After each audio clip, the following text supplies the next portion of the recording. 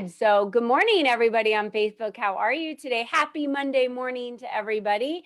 It's funny because people always ask me, they're like, you're always ready, like camera ready and always, and I say, I get up every morning around 5 o'clock. My alarm goes off at 5, but I'm usually awake at 4:45. And I go into my office very quietly. I read, I write my gratitudes. It's like my favorite morning thing to do instead of just jumping on the computer or taking phone calls or looking at my emails. That's what I do for the first hour. Then I get showered, I do my hair, I do my makeup, I get fully ready for the day, except for shoes because I'm in my house. And then I'm ready to be on camera by 7 a.m. is generally my first call or my first meeting. And that's a tip I guess I could give everybody today, which is if you get ready for the day every day, just like as if you were, you're going into the office, you're running your business, I think you'll feel better about yourself. Your self-confidence goes up, your demeanor, everything about that. You're just prepared and ready for the day. And then you can just hit it, and hit go and give yourself permission to be successful that day. What do you think, Heather?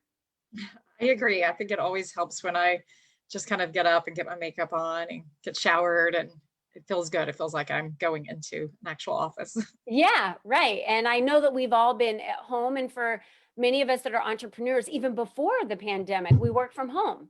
And so not all of us have an office we go into, or not all of us have a brick and mortar or a co-working space or wherever we might go. And even today, I, have heels that were picked out with this outfit. I'm going nowhere, by the way. I'm not leaving my house once today until this evening when I go work out. So I take off all the clothes I put on, put my workout gear on, go work out, got to go to Costco, stuff like that. So it's just interesting how we're not dressing up for other people. We're dressing for ourselves and to make ourselves feel good about ourselves. And that also really helps us in how we feel about our businesses and our attitude towards success. So I think it's important, and just a little tidbit from me this morning. But now we're going to move into Heather Locke, who is the founder of Hammersmith Support. I love Heather, everything that her and her company represent in working with companies with their website development. For those of you that don't know, Heather wrote in this latest issue of our magazine, the 10 tips.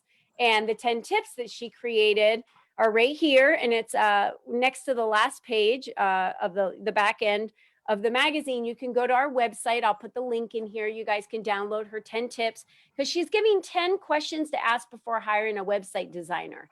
And I love that because usually, I love these questions. It's advice. Like if you're going to hire a web designer, ask these questions. So she's almost saying, if you would hire me, I expect you to ask these questions. So Heather, what was the meaning and reason behind you creating these 10 tips for female entrepreneurs to use when talking with a company that might be doing their website development for them? Well, I think in general, people don't know what they don't know.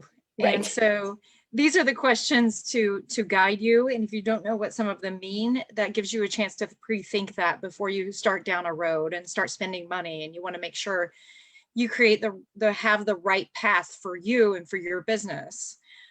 We develop sites primarily in WordPress, but there are other platforms. There's Shopify, there's, just basic HTML, there's Wix, there's Squarespace.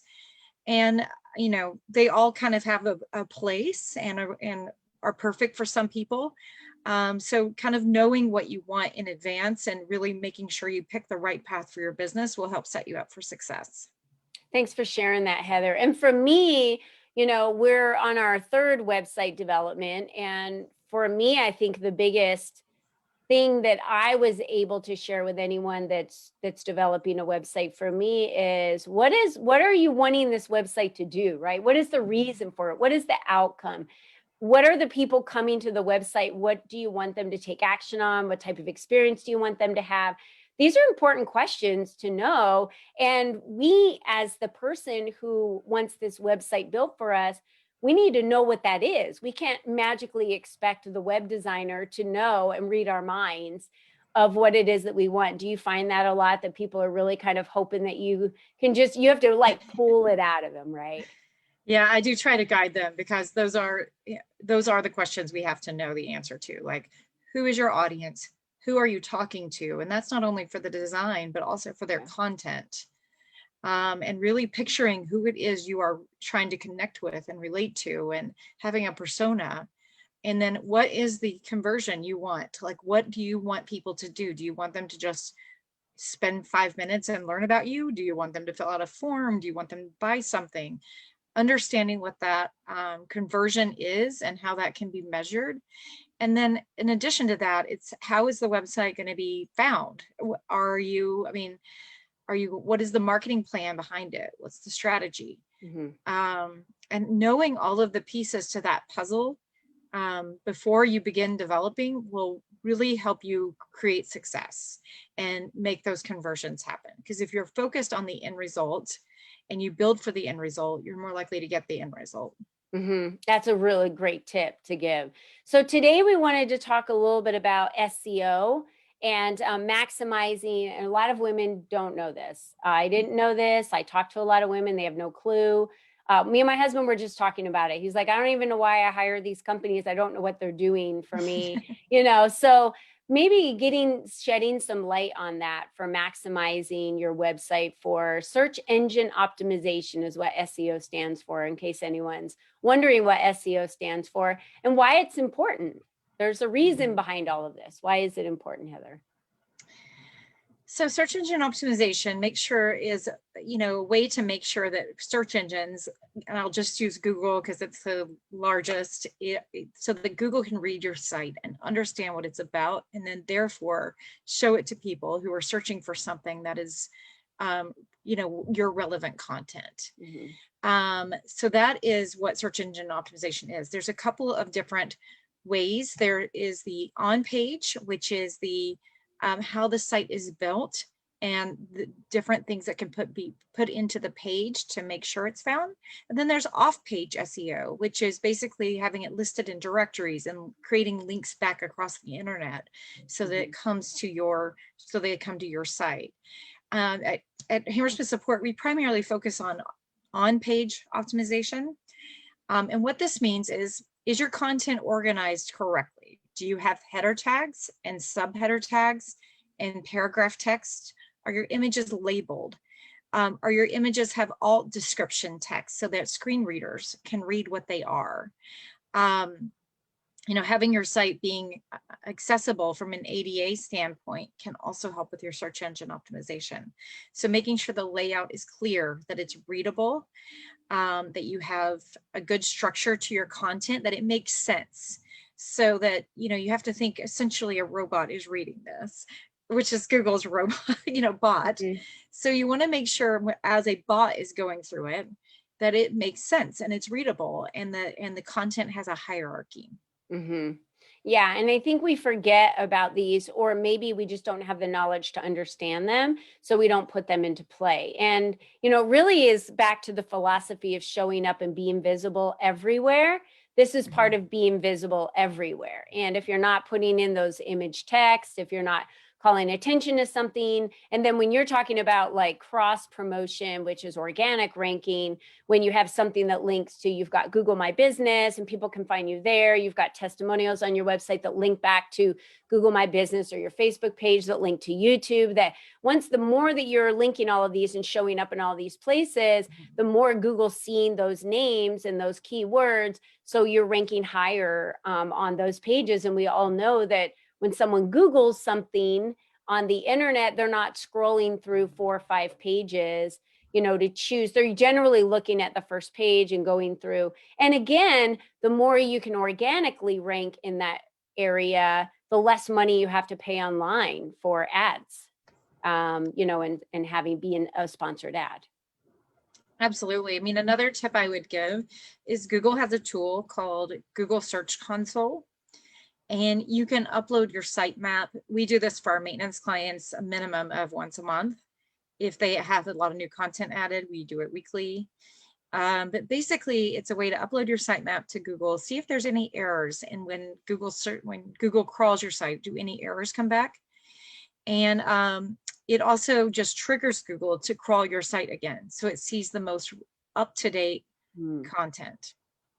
Yeah, that is really good. advice. And Heather, if you don't even mind dropping that maybe in the comment section of this video, that would be very helpful for someone to even know where to go to do that, and how they would do that. And again, Heather's a wealth of knowledge in this area, and that's one of the reasons why she's on this morning, is because Monday mornings are about spotlighting our members, but bringing everything that they know forward to provide that information to our members so that you can all have additional tools for running your business, because we all know the products and services that surround each one of us, and our network becomes our net worth.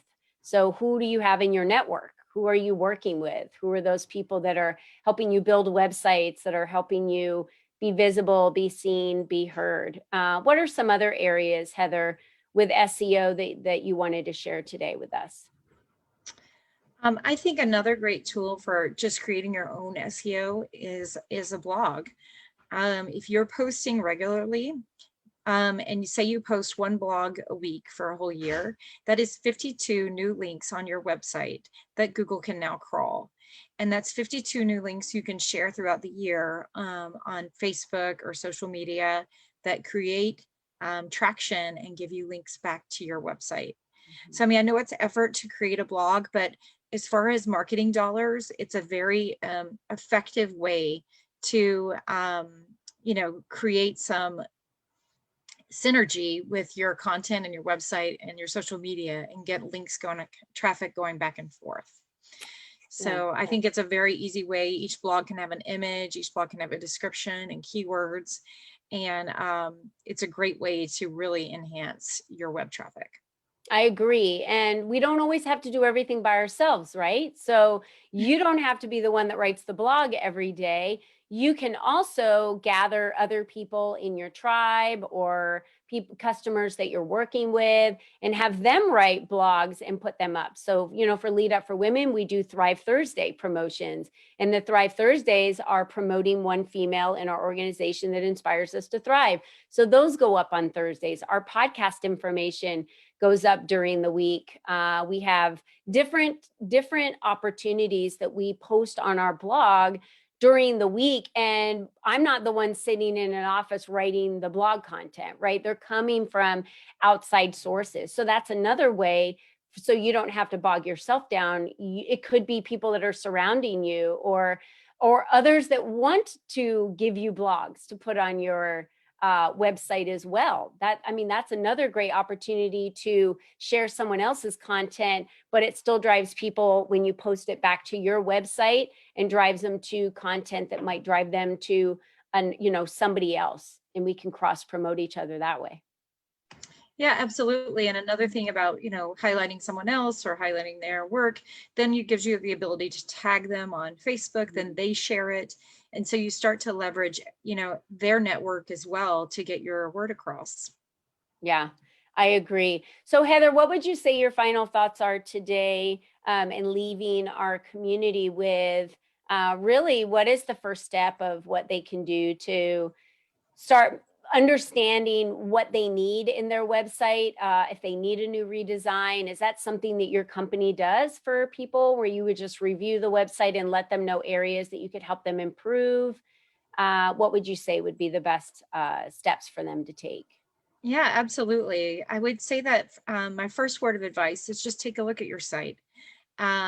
Look at it with a fresh mind on a Monday morning. Look at it to see if you're talking to who you want to be talking to. Is there a clear call to action on the homepage? The next thing I would do is search your website in Google and see what comes up. Is the description displaying how you'd like? Did it come up fast? Look at it on your phone as well. And then, yes, we do offer design development. We also offer hosting and maintenance services. And on my website, there's a schedule a consultation, and you can schedule a 30-minute time with me to chat about your site. And I'm very generous with advice and ideas. And so even if we only do the 30 minutes together, I will definitely give you my input and suggestions. Yeah, that's wonderful. Thank you so much, Heather. Well, I appreciate you being with us. And Heather's the whiz in websites. Again, I always say that's not my area of expertise.